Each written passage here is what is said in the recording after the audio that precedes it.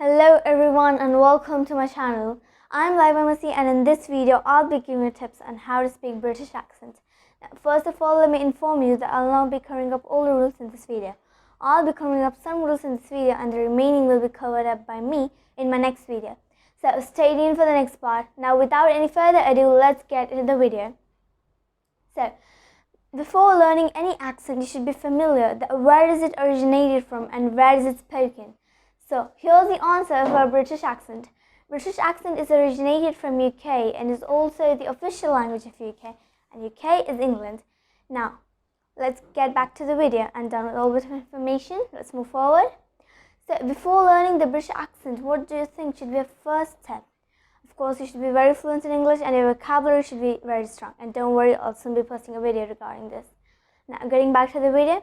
For speaking British accent, you must know gaps D. Now, what is gaps D? Let me tell you. Gaps D stands for, G stands for gaps between the words, A stands for alphabet rule, P stands for pronunciation, and S stands for stress, and also D stands for diphthongs. And I'll be covering up all of these things in the next part. So don't worry and stay tuned, okay? Now, in this video, I'll be doing the alphabet rule, but not all the letters, only the letter R. So we have two rules in the letter R. So the first rule is drop the R, and this rule has 3 points.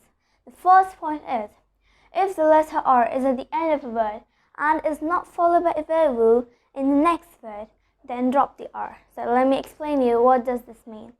So if you have a sentence or a word where R is at the end, or if you have a sentence where R is at the end and is not followed by a vowel, if the next word doesn't have the vowel at the starting, then you drop the letter R. Instead, you replace the sound of the letter R with or ah, depending on the word. Okay, so let's take some examples.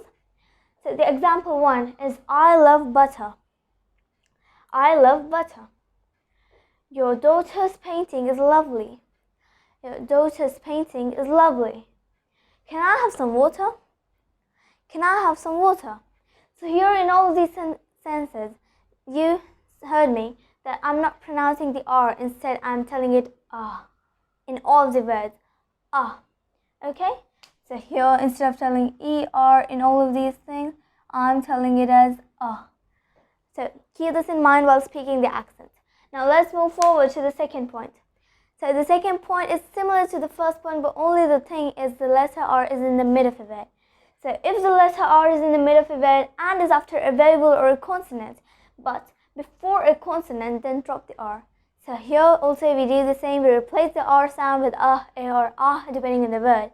Okay, so if you have a word like farm, here the R is in the middle of a word and is before a consonant. So if there is a consonant after the R, then you drop the R. Okay, let's take some examples. This farm has so many fruits. This farm has so many fruits. Can you pronounce this word? Can you pronounce this word? I completed my work. I completed my work. So here in all these sentences, R is before a consonant, so I'm not pronouncing it. Instead, I'm continuing the vowel sound, which is before the letter R. Okay? So I hope you understood these 2 points. Now let's move forward to the third point. The third point is that where you should not drop the R. So here we don't have all the situations where we drop the letter R. There are some situations, some exception cases where we don't drop the R. So let me tell you what are they. So if the letter R is in the middle of a word and is after a vowel or a consonant, but before a vowel, then don't drop the letter R. Pronounce the sound of the letter. Okay? We don't drop in these kinds of sentences. So if you have a word where R is in the middle, okay, and is after a vowel or a consonant, but before a vowel, so if there is a vowel after the letter R, then you do pronounce the letter R. So let's take some examples. She looks pretty. She looks pretty. I'm covering you. I'm covering you. Don't stress yourself. Don't stress yourself. So here you can see that I'm pronouncing the letter R and I'm not skipping them. Okay? Instead of telling it pity, which has a completely different meaning, I'm telling it pretty. I'm not telling it as covering. Instead, I'm telling covering. And instead of stress, I'm telling stress. Okay? So don't drop the letter R in these kind of situations. And also, dropping the R is a very important rule in British accent and plays a very major role while speaking the accent. So do keep this rule in the mind, use your examples and practice this rule as much as you can. Now let's move forward to our next rule. So the second rule is add the R. Now don't get confused at how do we add the R. I'm here to guide you with it.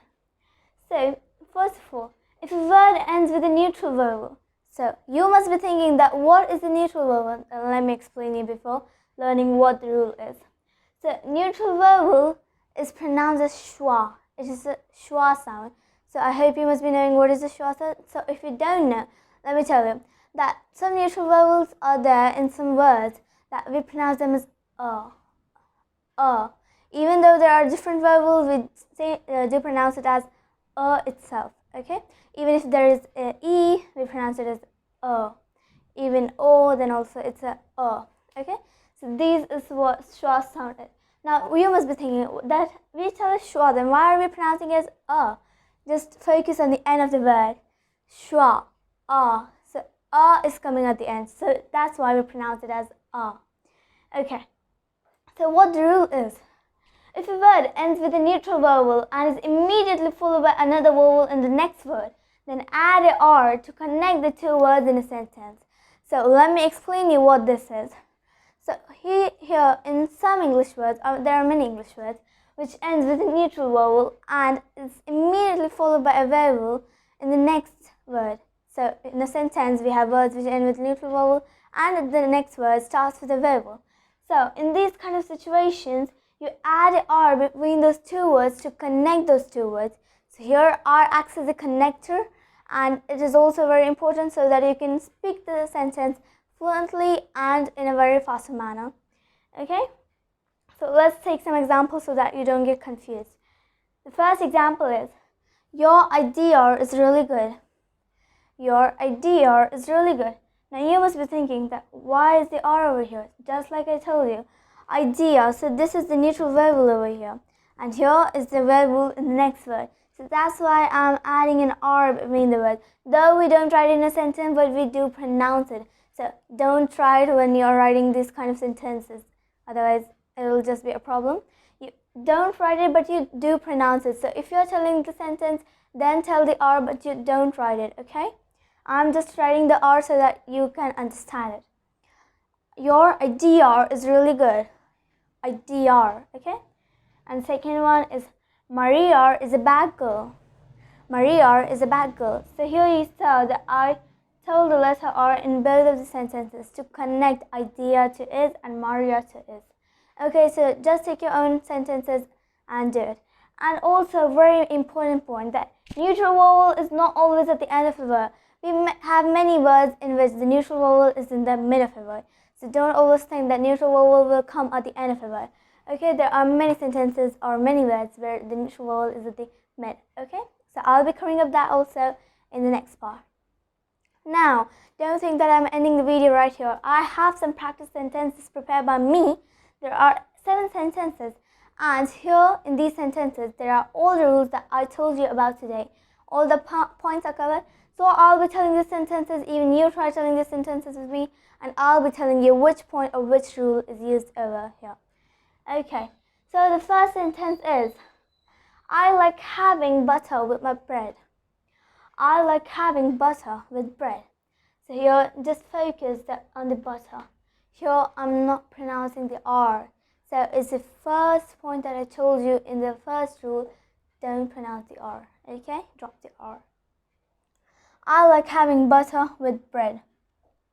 So here is not only the one point, there is also another point that if the R is before a vowel. So here I'm pronouncing the R, okay? Now, I hope you understood the first sentence. Now moving on to the second sentence. Your daughter looks pretty. Your daughter looks pretty. So here also is the same, daughter, I'm not pronouncing the R. Okay, focus on the R's over here as they are at the end and not followed by a vowel. And also here the same rule, okay?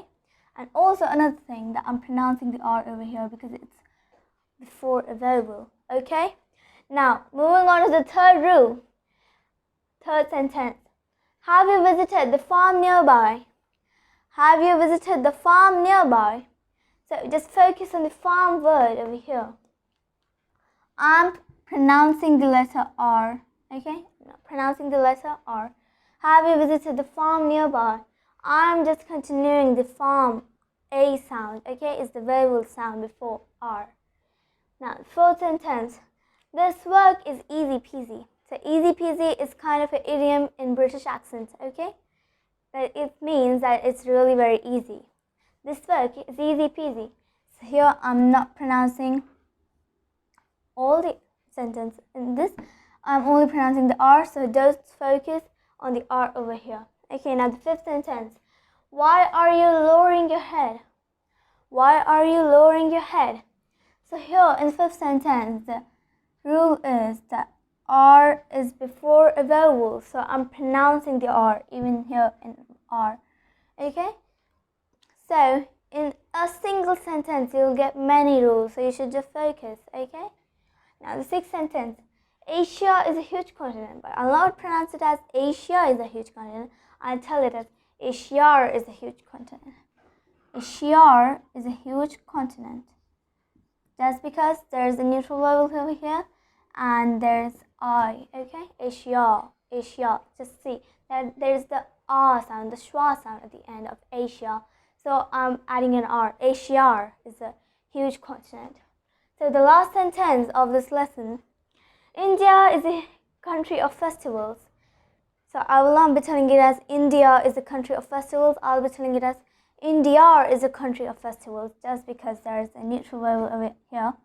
India is a country of festivals. Okay? Don't pronounce it as India. Pronounce it as India. Okay, so I hope you understood this. Okay, now we are done with all these sentences. Right, so that's it for today's video. I hope you enjoyed this video, learned something new from it, and found this video useful. So don't forget to practice all of these rules until my next video is up. And also don't forget to like the video, subscribe to my channel if you found the video useful. Now, I'll end this video right here and stay tuned for the next part. I'll be back again with the other rules of British accent. So that's it for today's, and until then, stay safe and keep learning. Bye.